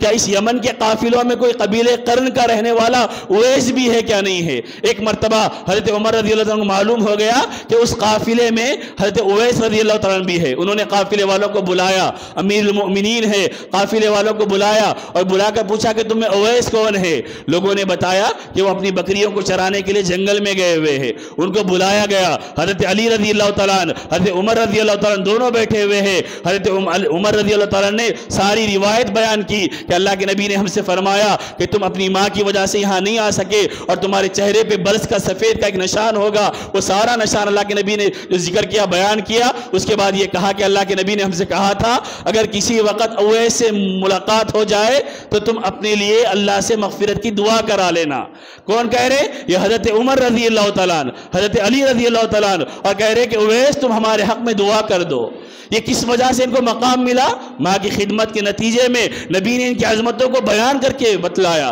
کہ یہ مقام و مرتبہ ہے کہ جنہوں نے اپنی ماں کے لیے شرف صحابیت کو بھی چھوڑ دیا اور وہی ماں کی خدمت کرتے رہے۔ میرے بزرگوں، میرے بھائیوں، آج ہمارے گھرانوں میں جو دراڑیں آ رہی ہے اور یہ رشتوں کے اندر جو نااتفاقی آ رہی ہے اس کی خرابیاں ہماری وجہ سے ہے۔ شادی ہو گئی بیٹے کی تو بیٹے کا رنگ بدل رہا، بہو کے ذریعے تو بہو کے گھر والوں کی ذمہ داری ہے وہ اپنے بیٹی کو نصیحت کرے، نصیحت کر کے بھیجے کہ تم کسی کے گھر میں جا رہی ہو اس کے رشتوں کو توڑنے کے لیے نہیں جا رہی ہو، اپنے شوہر کو بھگا کر ان کے ماں باپ کو تنہا کرنے کے لیے نہیں جا رہی ہو بلکہ گھر کو بسانے کے لیے جا رہی ہو۔ ماجد دیوبندی ایک شاعر ہے، ان کا بڑا پیارا شعر ہے کہ آئے جو بہو ہاتھ سے بیٹا نہ چلا جائے، دو بوڑھے چراغوں کا سہارا نہ چلا جائے، دو بوڑھے چراغوں کا سہارا نہ چلا جائے، آئے جو بہو گھر تو بیٹا نہ چلا جائے۔ شادیاں ہو رہی ہے، شادیاں ہونے کے بعد یا تو بیٹے کا بھی مزاج بدلا ہوا ہے یا بہو کا بھی مزاج بدلا ہوا ہے۔ عورت شادی کر کے آ رہی اور یہ چاہ رہی کہ ان ماں باپ کے ساتھ ہم نہیں رہیں گے، ہم الگ رہیں گے۔ اللہ کے نبی نے فرمایا کہ تم اپنے ماں باپ کے ساتھ حسن سلوک کرو، تمہاری اولادیں تمہارے ساتھ حسن سلوک کا معاملہ کرے گی۔ یہ اور حدیث میں اللہ کے نبی نے فرمایا دنیا میں بعض عذاب وہ ہے جو اللہ فوری دے دیتا ہے، آخرت کا انتظار نہیں کرتا۔ ان میں سے ایک عذاب ماں باپ کی نافرمانی کا عذاب ہے۔ ماں باپ کی نافرمانی کرے، نتیجہ ہم مرنے سے پہلے اللہ ہم کو دکھا دے گا۔ وہ جو کتابوں میں نقل کیا گیا ہے، ایک نوجوان اپنے باپ کو گھر سے کھینچ کر گھسیٹتے ہوئے لے جا رہا تھا اور گاؤں کے باہر چھوڑنے کے لیے لے جا رہا تھا۔ جب گاؤں کے باہر کا حصہ آ گیا تو باپ نے کہا کہ بیٹا مجھے یہیں پر چھوڑ دے، اس وجہ سے کہ میں نے اپنے باپ کو یہیں پر چھوڑا تھا، اگر تو اس سے آگے چھوڑے گا تو تیرا بیٹا اس سے آگے لے جا کر تجھ کو چھوڑے گا۔ یہ دنیا میں اللہ نے ماں باپ کے ساتھ یہ معاملہ رکھا ہے کہ ماں باپ کو دکھاؤ گے ان کو، یہاں تک حدیث میں نقل کیا گیا اگر کوئی ماں باپ کے آنکھوں میں آنسو لائے گا وہ بھی اللہ کی نافرمانی کرنے والا شمار کیا جائے گا۔ اور حدیث میں اللہ کے نبی نے فرمایا کہ تم ماں باپ کو ہنساؤ، ان کو خوش رکھو، ہنسانے کی جو تدبیریں تم کر سکتے ہو وہ کن چیزوں سے بہل جاتے ہیں، وہ کن چیزوں سے خوش ہو جاتے ہیں، کن چیزوں سے ان کا موڈ اچھا ہو جاتا ہے، اس طریقے کو اپناؤ تاکہ ماں باپ تمہارے کاموں کو دیکھ کر، تمہاری باتوں کو سن کر، تمہارے انداز کو دیکھ کر خوش ہو جائے۔ جب وہ خوش ہوتے ہیں تو اللہ گھروں میں خوشیاں لاتا ہے، جب وہ روتے ہیں تو اللہ گھروں سے خیر کو نکال دیتا ہے، رشتوں سے محبتوں کو اڑا دیتا ہے، ختم کر دیتا ہے۔ تو میرے بزرگوں، میرے بھائیوں، آج کی رات اللہ جن کو معاف نہیں کرتا ہے وہ والدین کے نافرمانوں کو اللہ معاف نہیں کرتا۔ ہم میں سے ہر ایک کی ذمہ داری ہے کہ جن کے ماں باپ باحیات ہے، بوڑھے ہیں اور کیسے بھی ہے، کسی بھی عمر کے مرحلے میں ہے، ہم ان کی اطاعت کرنے والے بنے، فرمانبرداری کرنے والے بنے، ان کی خدمت کے ذریعے جنت کو پانے والے بنے۔ ہم دنیا کی نگاہوں میں بڑے اعلیٰ سے اعلیٰ افسر اور مالدار ہو جائیں گے لیکن ماں اور باپ کی نگاہ میں بیٹے ہی رہیں گے، وہ بیٹے ہی کے جیسا تصور اور بیٹے ہی کے جیسا خیال لے کر ہمارے ساتھ برتاؤ کریں گے۔ ہم یہ نہ سمجھے کہ میں بڑا ہوں، میں اعلیٰ ہوں، میرے ساتھ دنیا میں جیسا برتاؤ کیا جاتا ہے ویسا برتاؤ یہاں کیا جائے تو وہ انسان مردود ہوگا، ملعون ہوگا، محروم ہوگا۔ آج جو رزق کی پریشانیاں گھر گھر لوگ شکایتیں لے کر پھر رہے، اللہ کے نبی نے فرمایا اگر کوئی چاہتا ہے کہ اس کی عمر میں اضافہ کیا جائے، رزق میں برکتیں دی جائے تو اس کے لیے پہلا طریقہ یہ ہے وہ ماں باپ کے ساتھ اچھا سلوک کرنے والا بنے۔ ماں باپ کے ساتھ اچھا سلوک کرو، اللہ گھروں میں رزق فراوانی کے ساتھ، کشادگی کے ساتھ عطا فرمائے گا۔ جس گھر میں ماں باپ کو ستایا جائے گا، ان کو خوشیاں نہیں دی جائے گی اور ان کو جتا جتا کر، احسان بتا بتا کر ان کے ساتھ برتاؤ کیا جائے گا، اس گھر میں رزق کے اندر کبھی کشادگی نہیں آئے گی، اس گھر میں رزق کے اندر کبھی برکتیں نہیں آئے گی۔ ان کی اولادیں رزق کے لیے ٹھوکریں کھاتے پھریں گی، رزق کے لیے مارے مار ٹکریں کھاتے پھریں گی، اس لیے کہ رزق کا دروازہ تو اللہ نے ماں باپ کے ذریعے بتا دیا کہ تم ان کی خدمت کرو، رزق دینے والے ہم ہیں، زندگی دینے والے ہم ہیں اور عمر کو بڑھانے والے ہم ہیں۔ تو میرے بزرگوں، میرے بھائیوں، خاص کر ہمارے نوجوانوں کی ذمہ داری ہے وہ اپنے ماں باپ کے ساتھ اچھا سلوک کرنے والے بنے اور یہ احساس اپنے دلوں میں پیدا کر لے کہ یہ ماں باپ میری دنیا بھی ہے، میری آخرت بھی ہے، انہی کے ذریعے میں دنیا میں بھی چمکوں گا اور انہی کے ذریعے میں آخرت میں بھی کامیاب اور سرخرو ہوں گا۔ اس کے بعد تیسرے نمبر پر اللہ کے نبی صلی اللہ علیہ وسلم نے فرمایا، اور بھی بہت سارے ہیں، ان سارے کو تفصیل کے ساتھ نہیں ذکر کیا جائے گا، ان میں سے جو اہم ترین چیزیں ہیں وہ آپ کے سامنے تھوڑا سا کھول کر رکھا جا رہا ہے۔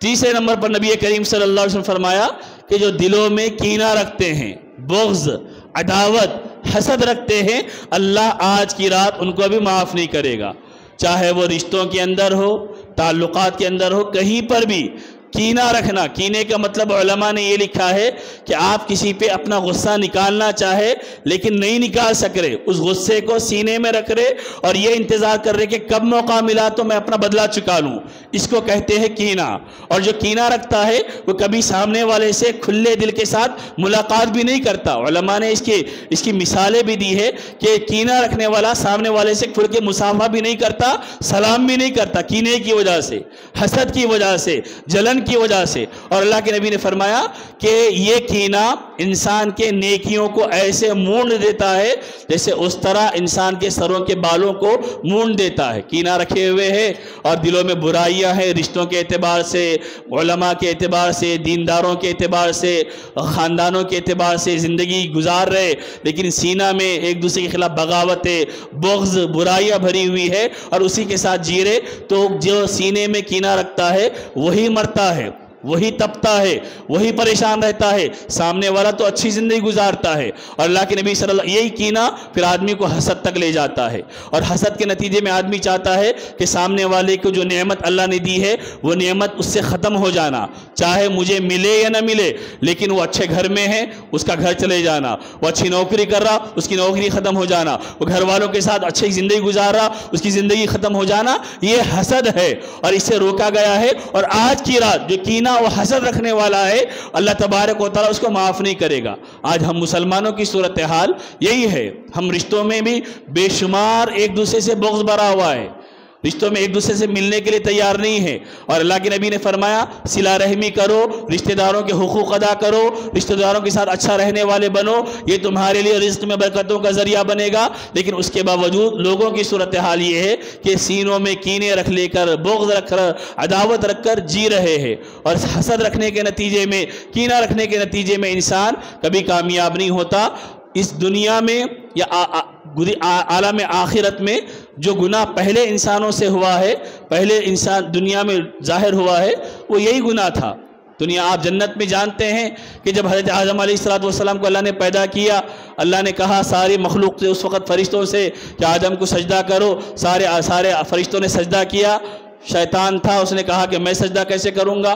آدم ہلکے ہے، میں اعلیٰ ہوں، آدم کو مٹی سے پیدا کیا گیا، میں آگ سے پیدا ہوا ہوں، آگ بلند ہے، مٹی پست ہے، لہذا وہاں سے علماء نے لکھا ہے کہ وہاں سے دنیا میں شروع ہوا کہ میں بڑا تو چھوٹا، اس کے نتیجے میں پھر فتنے پیدا ہوئے۔ اس کے بعد دنیا میں پہلا فتنہ ظاہر ہوا قابیل و حابیل کا، کہ قابیل نے اپنے بھائی سے کہا کہ نہیں، تجھ کو وہ نعمت ملے گی مجھے برداشت نہیں ہوگا، میں تجھے قتل کر دوں گا۔ تو اس نے کہا کہ تم مجھے قتل کرنا چاہے کرو، لیکن میں تو نہیں کروں گا، میں تو اللہ سے ڈرنے والا ہوں۔ تو قابیل نے حسد میں آ کر اپنے بھائی کا قتل کیا، تو دنیا میں قتل بھی ہوا تو پہلے اسی کے نتیجے میں ہوا کہ وہ سامنے والے کو دیکھ نہیں سکا اچھی زندگی میں۔ اور جتنے آگے بڑھتے گئے واقعات آپ دیکھتے رہیے، حضرت یوسف علیہ السلام کو بھائیوں نے لے جا کر کنویں میں ڈال دیا تھا، چھوٹا بھائی لاڈلا بھائی تھا، اس لیے کنویں میں ڈالا کہ وہ لوگ یہ دیکھ نہیں سکتے تھے کہ وہ بھائی باپ کی محبتوں کا مرکز بن جائے، باپ سب سے زیادہ اس کو چاہنے والا بن جائے۔ تو ان بھائیوں نے فیصلہ کیا کہ ہم اس بھائی کو ختم کر دیں گے،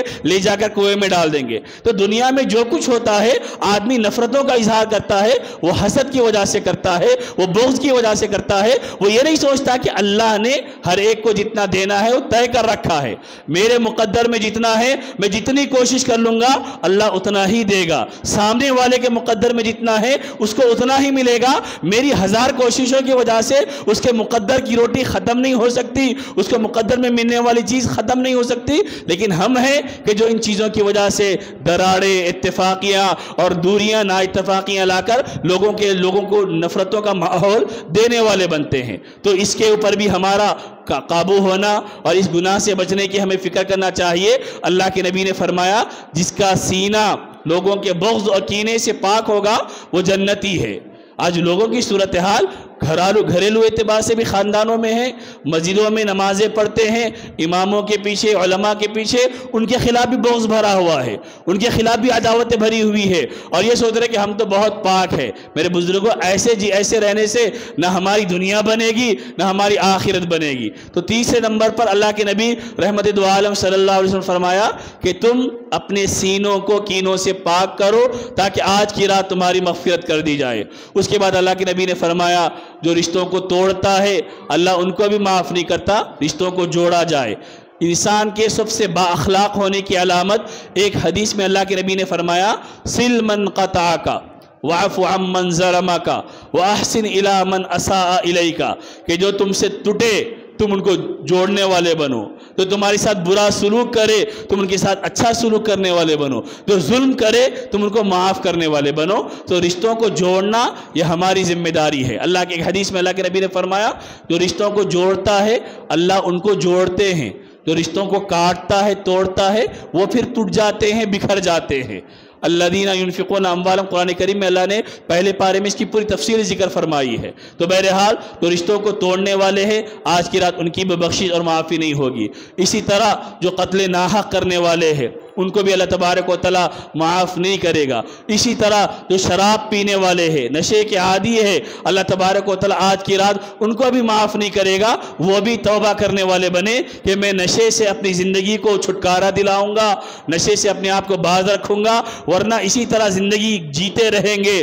اور گزارتے رہیں گے۔ میرے بزرگوں، میرے بھائیوں، آپ جانتے ہیں کہ آج حالات کیسے چل رہے ہیں، کیسے واقعات روزانہ میں اور آپ سنتے جا رہے، حادثہ ہو رہا، ایکسیڈنٹ ہو رہا، فوری معلوم ہو رہا ایکسیڈنٹ کے ساتھ انسان کی موت واقع ہو جا رہی۔ گھر سے اچھے خاصے نکلے تھے، کسی کے اس کے بارے میں وہم و گمان نہیں تھا کہ اس کے ساتھ کچھ واقعہ پیش آئے گا، لیکن گئے اور بعد میں معلوم ہوا کہ وہ صحیح سلامت نہیں آ رہے، ان کا تو انتقال ہو گیا ہے۔ کتنے روزانہ 3 4 واقعات ہم اپنے علاقوں کے سن رہے، پورے اسٹیٹ میں جو اخباروں میں نیوز آ رہی ہے، جو نیوزوں میں بتایا جا رہا کہاں حادثے ہو رہے، کیسے ایکسیڈنٹس ہو رہے، اور لوگ اچھے خاصے صحت مند تندرست مال و دولت والے کیسے منٹوں میں موت کے منہ میں چلے جا رہے۔ آدمی سوچ نہیں سکتا اتنے سب کچھ ہونے کے باوجود بھی ایک انسان غافل بن کر جینے والا بنے، مدہوش بن کر جینے والا بنے، دین سے دور رہ کر جینے والا بنے، تو میرے بزرگوں میرے بھائیوں اس سے زیادہ نادان، اس سے زیادہ محروم کوئی اور نہیں ہوگا۔ ہم کو تو دین ملا ہے، شریعت ملی ہے، اسلام ملا ہے، ہم کو قدم قدم پر بتایا گیا کہ تم گھر سے نکلو تو کیسے نکلو، دعاؤں کا اہتمام کر کے نکلو۔ ان حالات میں یہ بات ہم لوگوں کو ذہن میں رکھنا چاہیے، جب آپ گھر سے نکل رہے ہیں دعاؤں کا اہتمام کر کے نکلے۔ دعا پڑھیں گے، اگر ہمارے مقدر میں کچھ ہے تو ہوگا، وہ الگ بات ہے، لیکن یہ دعائیں ہمارے لیے حصار کا ذریعہ ہے، ہمارے لیے حفاظت کا ذریعہ ہے۔ اور اللہ کے نبی نے فرمایا کہ تم صدقہ کرو، صدقہ تمہاری بلاؤں کو ٹال دے گی، تمہاری مصیبتوں کو دور کر دے گی۔ آپ جب کبھی سفر کے لیے نکل رہے یا گھر سے باہر نکل رہے، کوئی آپ کے سامنے مانگنے والا آ گیا، آپ اس کو جھڑکو مت، اس کو انکار مت کرو، معمولی صحیح کچھ نہ کچھ پیسے 2 روپے 4 روپے 5 روپے دے دو، اور اس نیت سے دو کہ اللہ میں نکل رہا ہوں، راستے کی بلاؤں سے مجھے محفوظ فرما دیجئے، مجھے آفتوں سے محفوظ فرما دیجئے۔ تو یہ زندگی اگر ہم گزاریں گے تو پھر ہماری زندگی صحیح راستے پہ گزرنے والی بنے گی۔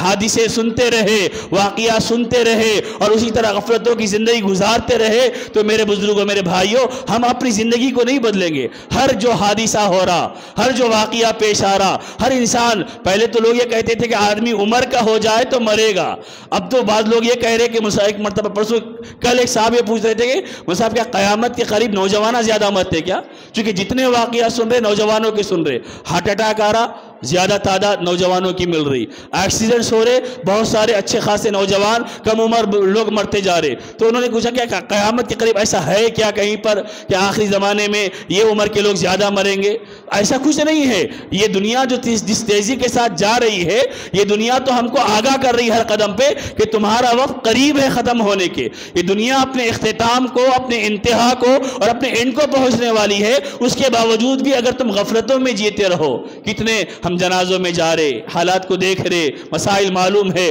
لیکن کتنے مسلمان ہوں گے جو نمازوں کا اہتمام کر رہے؟ کتنے مسلمان ہیں جو یہ عزم و تہیہ کر رہے کہ نہیں بھائی مجھے اب نیک بن جانا چاہیے؟ اب نیک بن جانے کا مطلب یہ نہیں کہ آپ دکان چھوڑ دو، کاروبار چھوڑ دو، نوکری چھوڑ دو، بس مسجد میں آ کے اللہ اللہ کرتے بیٹھ جاؤ، یہ نیک نہیں ہے۔ نیک آپ کاروبار کیجئے، آپ نوکری کیجئے، آپ دکان چلائیے، آپ بزنس کیجئے، آپ جو کرتے کیجئے، بس اللہ کے جو احکامات ہیں، 5 وقت کی نماز کا اہتمام، جائز کا اہتمام، ناجائز کا اہتمام، ان چیزوں کو کرنے والے بن جائے، ہماری زندگی درست ہو جائے گی۔ اگر ہم مر بھی جائیں گے تو انشاءاللہ سرخرو ہو کر مریں گے، کامیاب ہو کر مریں گے۔ اگر ان چیزوں کا اہتمام نہیں کر مریں گے تو میرے بھائیوں ہم خسارے میں، گھاٹے میں، نقصان میں رہنے والے بنیں گے۔ یہ حالات ہم لوگوں کو بہت زیادہ، ملکی اعتبار سے بھی حالات چل رہے آپ کو معلوم ہے، مسائل چل رہے ہم کو معلوم ہے کہ کیسے دین کے خلاف، اسلام کے خلاف، عمل کے خلاف کوششیں کی جا رہی، اس کے باوجود بھی مسلمانوں کی صورتحال ہے وہ شادی کر رہا، شادی میں باجے بجا لیتے، فنکشن ہال کو جا رہا۔ کبھی یہ واقعات جب یہ ایسے منظر دیکھتے ہیں تو بڑا افسوس ہوتا ہے، کسی فنکشن ہال کے سامنے سے اگر گزرنے کا موقع ملتا ہے اور مسلمانوں کا دولہا بیٹھا ہوا سامنے باجا بجتے ہوئے جا رہا تو ایسا سینے میں تکلیف ہوتی ہے کہ ان مسلمانوں کو دنیا کے حالات نہیں معلوم، کہ ان کے سامنے دنیا میں کٹنے والے مسلمان، دنیا میں مرنے والے مسلمان یا اللہ کی نافرمانی کر کے مرنے والے انسانوں کی حالتیں نہیں ہیں کہ جو اپنے ناچنے میں لگے ہوئے کہ بس ایک شادی میں پوری نافرمانیاں کر لیں گے، جتنا ہے اللہ کو نافرمانی کے اللہ کے جتنے کام ہیں وہ سارے کے سارے کام کر لیں گے۔ ایسی شادیوں میں اللہ کیا برکتیں دیں گا، ایسے رشتوں میں اللہ کیا محبتیں دیں گا۔ آپ کھلا سکتے ہیں، اللہ نے آپ کو کھلانے کی وسعت دی ہے، آپ مہمانوں کو کھلائیے، لیکن حرام میں اپنے پیسے کو ضائع مت کیجیے، اللہ کے نبی کی بغاوت میں اپنے پیسے کو مت لٹائیے، شادیوں میں باجوں کے نام پر اور شادیوں میں ناچنے کے نام پر، شادیوں میں پٹاخوں کے نام پر۔ اس کا مطلب یہ ہے کہ وہ حرام پیسہ ہے۔ اگر حلال پیسہ ہوگا پٹاخوں میں ضائع نہیں ہوگا، حلال پیسہ ہوگا ناچنے میں ضائع نہیں ہوگا، حلال پیسہ ہوگا اچھے لوگوں کو کھلانے میں خرچ کرے گا وہ۔ حرام پیسہ ہوگا ناچنے میں ضائع ہوگا، حرام پیسہ ہوگا شیطان کو خوش کرنے میں ضائع ہوگا۔ ہم فیصلہ کریں کہ میرا پیسہ حلال کا ہے یا حرام کا ہے۔ حرام کا جہاں سے آتا ہے علماء نے کہا ہے اللہ حرام میں اس کو ضائع کرتا ہے، بیماریوں میں ضائع کرتا ہے، مصیبتوں میں ضائع کرتا ہے۔ اور آدمی جو حلال کا اہتمام کر کے گزارتا ہے تو پھر اللہ تبارک و تعالیٰ اس میں برکتیں عطا فرماتا ہے۔ تو میرے بزرگوں، میرے بھائیوں، دنیا کا ایک حال چل رہا، مواقعات الگ چل رہے، مسائل الگ چل رہے، اس کے باوجود مسلمانوں کی صورتحال، نوجوانوں کی صورتحال یہ ہے کہ دین کا شعور، دین کا احساس ہمارے اندر نہیں ہے۔ اگر احساس ہوتا ہم مسجدوں کو آباد کرنے والے بن جاتے، احساس ہوتا نمازوں کا اہتمام کرنے والے بن جاتے، احساس ہوتا علماء کو پوچھ کر مسائل کو جان کر عمل کرنے والے بن جاتے۔ آج بھی کتنے نوجوان ہیں جو یہ ایکسیڈنٹس کے واقعات کو سن رہے، لیکن چار دوست کار میں بیٹھ کے جا رہے تو فل ساؤنڈ میں گانے لگا کر جا رہے اور یہ سمجھ رہے کہ یہی موج مزے ہے، یہی زندگی ہے، اس کے علاوہ زندگی نہیں ملے گی۔ یہ تم کو نہیں معلوم کہ اس کے علاوہ بھی اللہ نے بہترین زندگی رکھی ہے، اس کے علاوہ بھی اللہ نے موجیں رکھی ہے جنت میں۔ اور اللہ نے قرآن میں کہا وَلَكُمْ فِيهَا مَا تَشْتَهِي أَنفُسُكُمْ وَلَكُمْ فِيهَا مَا تَدَّعُونَ کہ تم یہاں پر تھوڑی سی پابندی کر لو، حرام سے بچ جاؤ، ہم آخرت میں وہ دیں گے جو تمہارا نفس خواہش کرے گا، جو تمہارا دل خواہش کرے گا، وہ ساری نعمتیں ہم تمہارے اوپر نچھاور کریں گے۔ لیکن وہی ہمارے نوجوانوں کی صورتحال دیکھیے، آپ کو نظر نہیں آئے گا کہ ان کے اندر کوئی شعور ہے۔ یہ اپنے مرنے والے لوگوں کی نعشوں کو دیکھ کر، ان کی باڈیوں کو دیکھ کر، ان کی میتوں کو دیکھ کر کچھ فکر اپنے دلوں میں پیدا کر رہے۔ یا جتنے نوجوان ایسے موقعوں پر کام کرتے ہیں اور ایسے موقعوں پہ لوگوں کا ساتھ دیتے ہیں، بہت اچھے ہیں آپ، لیکن آپ کو اور زیادہ اچھا بننے کی ضرورت ہے۔ وہ اچھا یہ ہے کہ آپ یہ عزم کرو کہ میں اپنی مسجدوں کو آباد کروں گا، یا آپ عزم کرو کہ میرے محلے میں کوئی نوجوان خالی راتوں میں بیٹھ کر اپنی زندگی کو برباد کرنے والا نہیں بنے گا۔ آپ سب سے بہترین نوجوان ہے، آپ سب سے بہترین محلے کے رہنے والے آدمی شمار کیے جائیں گے۔ ہماری نظروں کے سامنے گلیوں میں جائیے، رات کے 2-2 بجے تک بچے بیٹھے ہوئے ہیں اور گلیوں کے بڑے لوگ گلیوں میں گزر رہے لیکن بچوں کو کچھ نہیں بول رہے، یعنی ہمارے اندر کا احساس ختم ہو گیا، ہمارے اندر کی فکر ختم ہو گئی۔ اور اس نوجوان کو نہیں معلوم کہ میں دنیا میں کیا کرنے کے لیے آیا تھا، میں کیا بڑے بڑے کام مجھے کرنا تھا، کیا مجھے ترقی کرنا تھا، کیا مجھے بلندی پہ جانا تھا، کیا میری زندگی کا مقصد یہ ہے کہ چبوترے اور وہی راتوں کی زندگی اور وہی چند باتیں اور اس میں ہماری رات گزر جائے اور ایسے ہماری زندگی ختم ہو جائے، باہر کا ایک ٹرپ مار کے آئیں گے، شادی کر لیں گے، اس کے بعد پھر اسی طرح کی زندگی گزارتے رہیں گے کہ کوئی پھر ویسی زندگی جو پرانے چبوترے پہ سعودی جانے سے پہلے تھے، سعودی سے آنے کے بعد بھی وہی چبوترے پہ بیٹھے ہوئے ہیں، پرانے سعودی جانے سے پہلے جن ہوٹلوں میں کھڑے کر چائے پیتے تھے، شادی ہو گئی پھر وہیں جا کر چائے پی رہے۔ کوئی ترقی مسلمانوں کے اندر نہیں آ رہی، غیروں کے اندر ترقی ہے، غیر محنت کر رہے ہیں، کامیابی کے لیے جد و جہد کر رہے اور اپنے آپ کو کھپا رہے، اور ہمارے مسلمان ناچنے میں، گانے میں، خواہشات کو پورا کرنے میں، گاڑیوں کی ریس لگانے میں، مقابلہ کرنے میں، جگنے کی راتیں۔ آپ کو معلوم ہے حیدرآباد میں یا خاص کر جگنے کی راتیں مطلب یہ ہے کہ روڈوں پر تیز رفتار گاڑیاں چلانا، وہاں پر پولیس کو پہلے سے الرٹ کرنا پڑتا اور بہت سے بریجوں کو بند کر دینا پڑتا جو بریج تاکہ نوجوان ان راستوں سے نہ گزرے۔ یعنی یہ صورتحال مسلمانوں کی ہو گئی کہ مسلمان یہ بتا رہے کہ ہماری جگنے کی رات مطلب پورا محلہ گھومنا، پورا گاؤں گھومنا اور گلی گلی میں گھومنا اور تیز رفتار ہارن مارتے ہوئے اور ایکسیلیٹر دیتے ہوئے گاڑیوں کو چلانا۔ یہ میرے بھائیوں یہ اس نبی کی امت کا شیوا نہیں ہے جو نبی ساری انسانیت کی بھلائی، محبت، خیرخواہی، کامیابی، دنیا و آخرت کی نجات کی تعلیمات دینے کے لیے آیا تھا۔ ہماری تعلیمات ہم نے غیروں کو دے دی اور غیر ان تعلیمات کو اختیار کر کے ظاہری اعتبار سے ترقی کر رہے اور ہم نے اپنی تعلیمات کو پس پش ڈال دیا۔ نتیجہ یہ ہے کہ ہم جہاں جائے وہاں کامیابی نہیں ملتی، جہاں جائے ہمارے مسئلے اٹک جاتے، کھڑے ہو جاتے، اس وجہ سے کہ اللہ کو ناراض کر کے نبی کے طریقوں کو چھوڑ کر دنیا والوں کو خوش کریں گے تو کتنا خوش کریں گے۔ کبھی پوری دنیا، پورے رشتہ دار ہماری پوری باتوں پر خوش نہیں ہوں گے۔ یاد رکھ لیجئے پورے لوگ کسی ایک بات پر متفق نہیں ہوتے،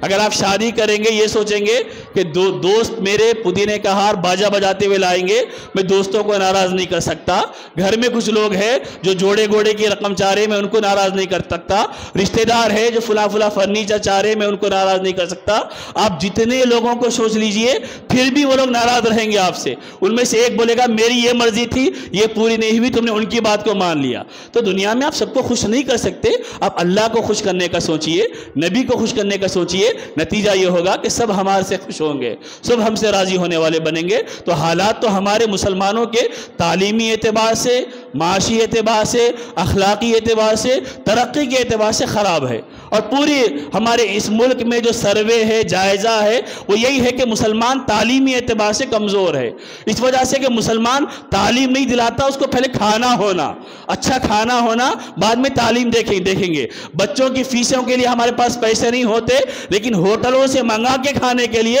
غریب گھرانوں میں بھی پیسے ہوتے۔ آپ کو معلوم ہونا چاہیے بعض اوقات مسجدوں میں وہ شادی کے لیے عورتیں رخے لے کے آتی تعاون کے واسطے، کتنے ایسی شادیاں ہیں کہ جن کا سروے کیا گیا تو معلوم ہوا کہ وہ شادی میں باجا بھی ہے، دھوم دھام، پورے رسم منجے سارے کام ہو رہے، اور چندہ لے رہے مسجد سے، اور یہ کہہ کے کہ غریب بچی کی شادی ہے۔ ابھی ایک جگہ ایک علاقے کا ایک صاحب سروے سنا رہے تھے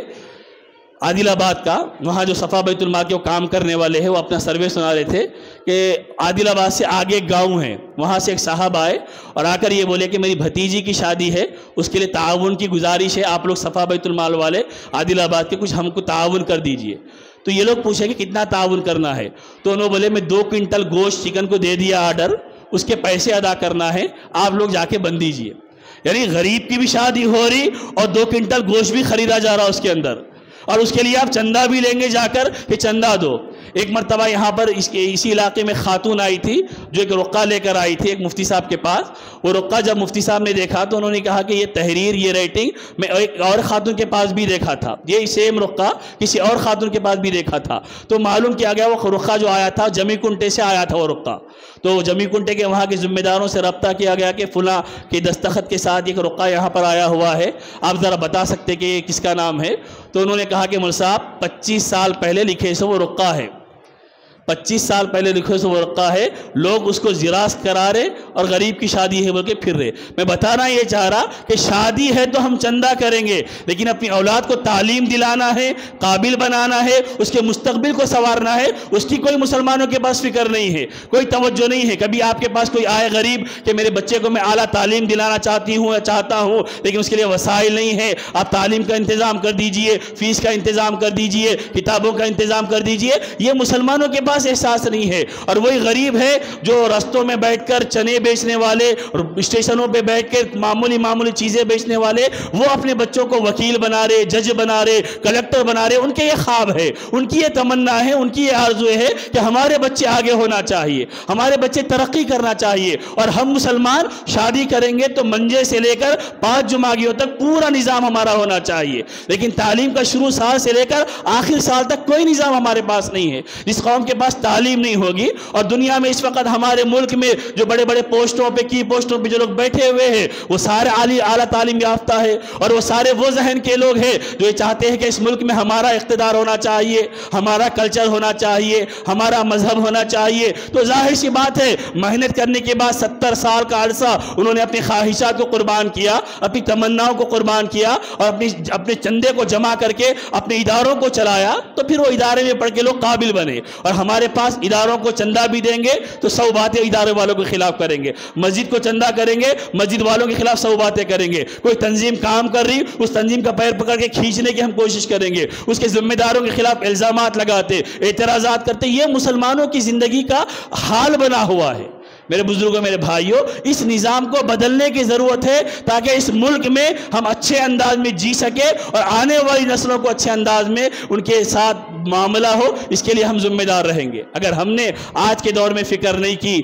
منصوبہ نہیں بنایا اچھی تعلیم کا، اپنی تربیت کا، اپنے اخلاق کا، اپنے کردار کا، تو یاد رکھیے آنے والا دور اور زیادہ خراب ہوگا، جو ہمارے ایمان کے لیے چیلنج بن جائے گا، ہماری نسلوں کے ایمان کے لیے چیلنج بن جائے گا۔ اس چیلنج چیلنج کو قبول کرنے کے لیے آج سے ہمیں محنت کرنا پڑے گا۔ ہمارے نوجوان بھائی، اللہ نے آپ کو بہترین صلاحیتیں دی ہے، قوتیں دی ہے، آپ اچھا کاروبار کیجئے، نوکری کیجئے، لیکن آپ اگر رات کی نوکری کرتے ہیں تو کیجئے، لیکن یہ سڑکوں پر راتوں رات گزارنے کا مزاج بدل دیجئے تاکہ ہماری زندگی بدلنے والے بنے، ہمارے حالات بدلنے والے بنے۔ ہم راتوں کو اتنا جاگتے ہیں، پھر صبح سوتے ہیں تو 1 بجے سے پہلے ہم اٹھتے نہیں ہیں، تو ہمارے گھروں میں رزق برکتیں نہیں آئیں گی، خیر نہیں آئے گا۔ تو یہ بہرحال کچھ حالات ہے ہمارے معاشرے کے، ہمارے سماج کے، اس کو درست کرنا ہماری ذمہ داری ہے۔ یہ راتیں اس واسطے نہیں ہے کہ بس کچھ باتیں سن کر ہم چلے جائیں، یہ راتیں اس لیے بھی ہے کہ ہم اچھے مسلمان بننے کے لیے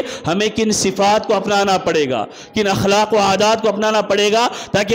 اس کی روشنی میں ہم دنیا میں بھی کامیاب ہو جائے اور آخرت میں بھی کامیاب ہو جائے۔ یہ دنیا میں اللہ تبارک و تعالیٰ کا نظام ہے، اللہ ان کو موقع دیتا ہے جو محنتیں کرتے ہیں، جو محنتیں نہیں کرتے ان کو دنیا میں موقع نہیں ملتا۔ ظالموں کو بھی جو موقع ملا ہے وہ ان کی محنتوں کے نتیجے میں ملا ہے۔ بہرحال ظلم کر رہے، لیکن ایک وقت وہ آئے گا کہ ان کے ظلم کا خاتمہ ہو جائے گا۔ ظلم کو اللہ زیادہ دیر تک دنیا میں باقی نہیں رکھتا، لیکن وہ جو ان کو موقع مل رہا ہے ان کی محنتوں کے نتیجے میں، اپنی تنظیم، اپنی جماعت، اپنی تحریک سے سچی وابستگی کے نتیجے میں، اور ہم کو جو نقصان ہو رہا وہ بے دینی، کمزوری، بد اخلاقی، بے ترتیبی، بے منصوبہ بندی اور اپنی صرف خواہشات، اس کے نتیجے میں ہم کو نقصانات اٹھانا پڑ رہا۔ دعا کیجئے کہ اللہ تبارک و تعالیٰ اس رات کو ہم تمام کے لیے بخشش کا، مغفرت کا، کامیابی کا، ترقی کا ذریعہ بنا دے، اور اس رات کے ذریعے اللہ تبارک و تعالیٰ پوری امت کے احوال کو، بگڑتے حالات کو اللہ بہتر بنا دے۔ وآخر دعوانا ان الحمد للہ رب العالمین۔